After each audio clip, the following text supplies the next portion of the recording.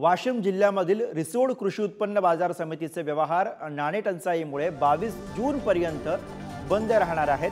त्यामुळे ऐन पेरणीच्या वेळी शेतकऱ्यांची मोठी अडचण होतीये। सध्या शेतकऱ्यांना त्यांचा शेतमाल हा खासगी ठिकाणी विकावा लागतोय आणि या सगळ्याचाच आढावा घेतलाय आमचे प्रतिनिधी देव इंगोले यांनी। बघूया। वाशिम जिल्ह्यातील महत्त्वाची बाजारपेठ म्हणून ओळख असलेल्या रिसोड कृषी उत्पन्न बाजार समितीचे व्यवहार येत्या 22 तारखेपर्यंत बंद राहणार आहेत। नाणे टंचाईचं कारण पुढे करत या बाजार समितीतले व्यवहार बंद करण्याची विनंती इथल्या व्यापाऱ्यांनी केली होती।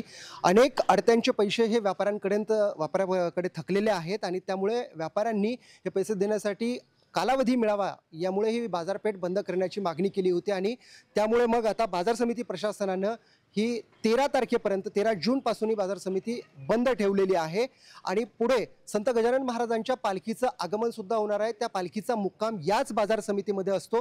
त्यामुळे मग हे ओटे रिकामे करायचे आहेत आणि त्यासाठी येत्या 22 तारखेपर्यंत ही बाजारपेठ बंद राहणार आहे। आता सध्या पेरणीचा कालावधी आहे आणि हे असताना शेतकऱ्यांना पैशाची गरज असते खत बियाणे घेण्यासाठी। मात्र बाजार समिती बंद असल्यामुळे त्यांना खासगी ठिकाणी आपला शेतमाल विकावा लागतोय। आपल्यासोबत शेतकरी आहेत। काका, काय सांगाल, कुठला माल तुम्ही आज विक्रीसाठी आणला होता आणि बाजार समिती बंद असल्यामुळे काय झालेलं? सोयाबीन आणली आज, आता बंद असल्यावर बाजून द्यायची। मग आता काय भाव, ते इथले भाव कमी येतं का तिथले काय सांगतात?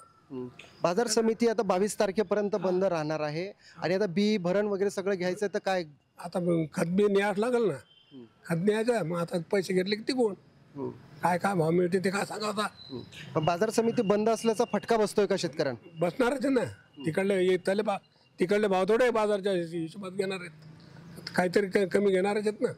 देव इंगोले, पुढारी न्यूज, वाशिम।